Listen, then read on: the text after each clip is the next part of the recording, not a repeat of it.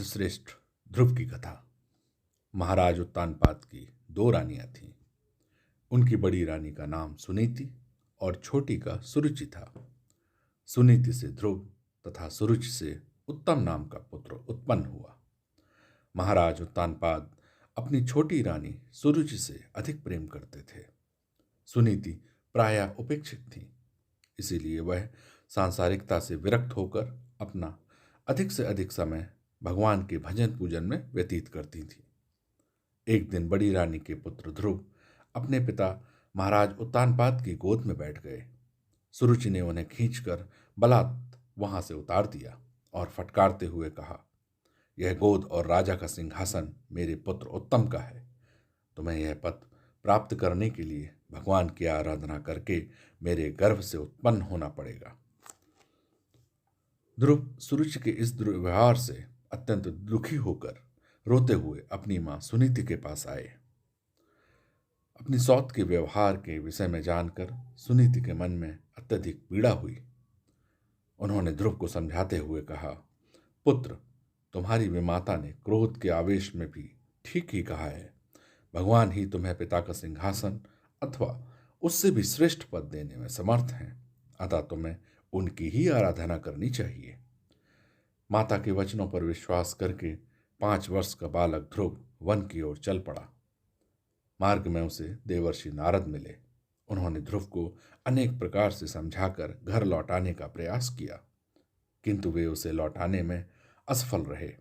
अंत में उन्होंने ध्रुव को द्वादशाक्षर मंत्र ओम नमो भगवते वासुदेवाय की दीक्षा देकर यमुना तट पर अवस्थित मधुबन में जाकर तप करने का निर्देश दिया। ध्रुव देवर्षि को प्रणाम करके मधुबन पहुंचे। उन्होंने पहले महीने में कैथ और बेर, दूसरे महीने में सूखे पत्ते, तीसरे महीने में जल और चौथे महीने में केवल वायु ग्रहण करके तपस्या की। 5वें महीने में उन्होंने एक चरण से खड़े होकर श्वास लेना भी बंद कर दिया। मंत्र के अधिष्ठाता भगवान वासुदेव में ध्रुव का चित्त एकाग्र हो गया।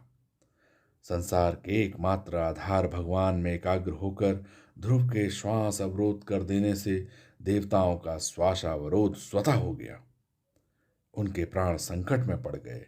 देवताओं ने भगवान के पास जाकर उनसे ध्रुव को तप से निवृत्त करने की प्रार्थना की। ध्रुव भगवान के ध्यान में लीन थे। अचानक उनके हृदय की ज्योति अंतर्निहित हो गई। ध्रुव ने घबराकर अपनी आंखें खोली। सामने शंख, चक्र, गदा, पद्मधारी भगवान स्वयं खड़े थे।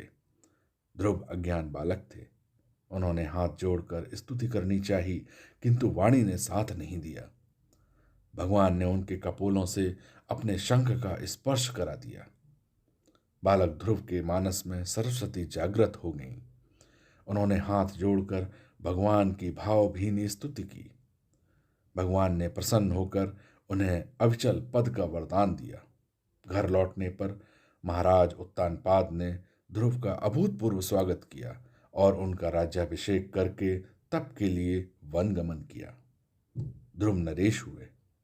संसार में प्रारब्ध शेष हो जाने पर ध्रुव को लेने के लिए स्वर्ग से विमान आया। ध्रुव मृत्यु के मस्तक पर पैर रखकर विमान में आरूढ़ होकर स्वर्ग पधारे। उन्हें अविचल धाम प्राप्त हुआ। उत्तर दिशा में स्थित ध्रुव तारा आज भी उनकी अपूर्व तपस्या का साक्षी है।